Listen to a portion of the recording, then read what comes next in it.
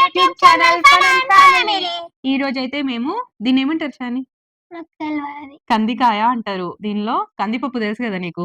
కందిపప్పు ఈ కందికాయ తోటే తయారు చేస్తారు అన్నట్టు. ఇగో చూడు, ఈ గింజలు ఉన్నాయి కదా, ఇవి ఎండిపోయిన తర్వాత ఈ గింజలు 2 వక్కలు చేస్తే పప్పు అవుతుంది అనమాట, కందిపప్పు. నీకు ఇష్టమైన కందికట్టు తయారు చేసేది ఈ గింజలతోటే, తెలుసా నీకు ఆ విషయం? అయితే పిల్లలకి ఎప్పుడైనా కూడా ఆయిల్ ఫుడ్ స్నాక్సే చూపిస్తున్నాం కదా, హెల్తీగా కూడా మనం స్నాక్స్ పెట్టొచ్చు. లైక్ ఈ కందికాయలు ఉడకబెట్టి పెట్టొచ్చు, పల్లికాయలు ఉడకబెట్టి పెట్టొచ్చు, కందగడ్డ ఉడకబెట్టి పెట్టొచ్చు, గుడాలు ఇవి ఉట్టిగా కూడా తినచ్చు. గుడాలు చేసి కూడా మనం పిల్లలకి స్నాక్స్ లెక్క పెట్టొచ్చు. హెల్తీ స్నాక్స్ అయితే ఎప్పటికి వేసుకొని అన్‌హెల్తీ స్నాక్స్ అప్పుడప్పుడు తినండి. చాలా హెల్తీగా ఉంటాం మనం కూడా. మేమైతే ఎక్కువగా ఇవే చేస్తామన్నమాట. అందుకని మీకు కూడా ఇన్ఫార్మ్ చేద్దాం అనేసి చెప్తున్నాను. ఫ్రెండ్స్, ఇవి ఇట్లా ఉడకబెట్టచ్చు, లేదంటే గింజలతోటి కూడా ఉడకబెట్టచ్చు. మేమైతే ఇట్లా ఉడకబెడుతున్నాం.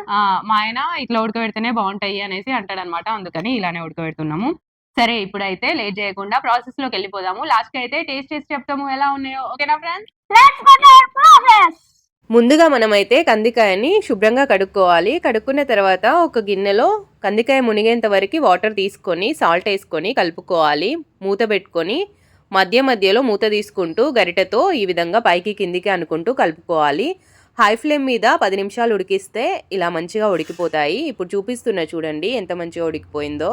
చూసారు కదా, మీ ఫ్లేమ్ని బట్టి ఎంతసేపు ఉడుకుతుందో చూసుకొని ఇలా మెత్తగా ఉడికేంత వరకు ఉడికించుకోవాలి. ప్రాసెస్ అయితే చూసిల్లు కదా, ఇప్పుడైతే టేస్టింగ్ టైం. ఉప్పు కారం తోటి కూడా తినచ్చు. ఎలా తినొచ్చు చూపించు. ఉప్పు కారం తోటి మేమైతే చిన్నప్పటి నుంచి ఇలానే తినేవాళ్ళం. మా అమ్మనైతే మంచిగా కట్టెల పొయ్యి మీద చాలాసేపు ఉడకబెట్టేది, అమ్మైనా కూడా.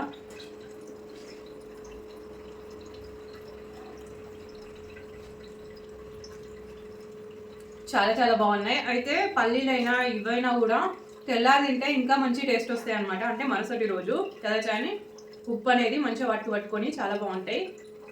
ఇప్పుడు కూడా చాలా బాగున్నాయి. ఇదే ప్రాసెస్లో మీరు వేసుకోండి. ఎవరికి తెలియకుండా ఉండదు ఈ ప్రాసెస్. కాకపోతే తెలియని వాళ్ళు కొంతమంది ఉంటారు కదా అని చెప్పేసి నేనైతే చెప్తున్నాను. మా ఫ్యామిలీలో కూడా ఉడకబెట్టిన కందికాయకి చాలా మంది ఫ్యాన్స్ ఉన్నారు, అందులో నేను ఒకదాన్ని. ఫ్రెండ్స్, ఇట్లా కలుపుకోవాలి. ఉప్పు కారం వేసాట కలుపుకోవాలన్నట. కలుపుకొని తింటే బాగుంటుందట. ఇప్పటిదాకా నేను ట్రై చేసిన ఇది ఫ్రెండ్స్, నేను కూడా టేస్ట్ చేస్తాను ఫ్రెండ్స్. బాగుంది ఫ్రెండ్స్.